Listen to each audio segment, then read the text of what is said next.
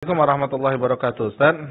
Waalaikumsalam warahmatullahi wabarakatuh. Ustaz, kalau kita lagi sholat bacaan imam sir atau pelan, kita masbuk pas imam ruku, apakah kita dapat rakaat itu? Yang pertama. Yang kedua, kalau kita sholat rawatib di rumah, lalu kita ke masjid berjamaah, biasanya pas sampai masjid imam sudah sholat dan saya tidak dapat sholat tahiyatul masjid. Apa hukumnya, Ustaz, jika ini sering terjadi? Mohon nasihatnya, Ustaz. Jazakumullah khairan. Nah, Ustaz.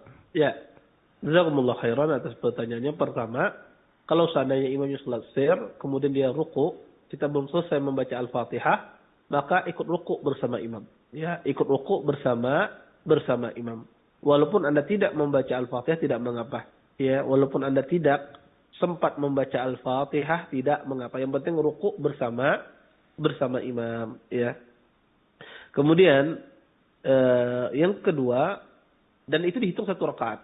Ya, Anda tidak sempat membaca Al-Fatihah tapi dapat rukuk bersama imam, maka itu dihitung satu rakaat. Dan itu sesuatu yang dimaafkan. Ketika seseorang tidak sempat membaca Al-Fatihah karena imamnya sudah rukuk, kemudian dia ikut rukuk bersama imam.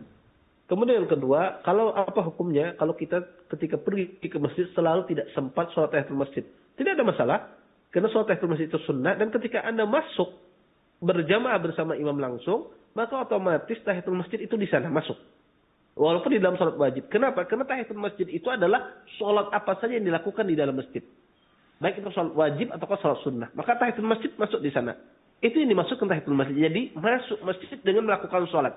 Sholat apa saja yang dikerjakan itu dikatakan tahiyatul masjid. Maka ketika Anda sholat berjamaah, maka otomatis ya tahiyatul masjid itu include di dalam sholat berjamaah tersebut. Karena Anda melakukan ketika masuk masjid langsung sholat berjamaah. Sehingga tidak mengapa. Ya, tidak mengapa kalau saat ini seseorang datang masjid dia belum sempat sholat tahiyatul masjid. Wallahu taala alam. Nah, terima kasih.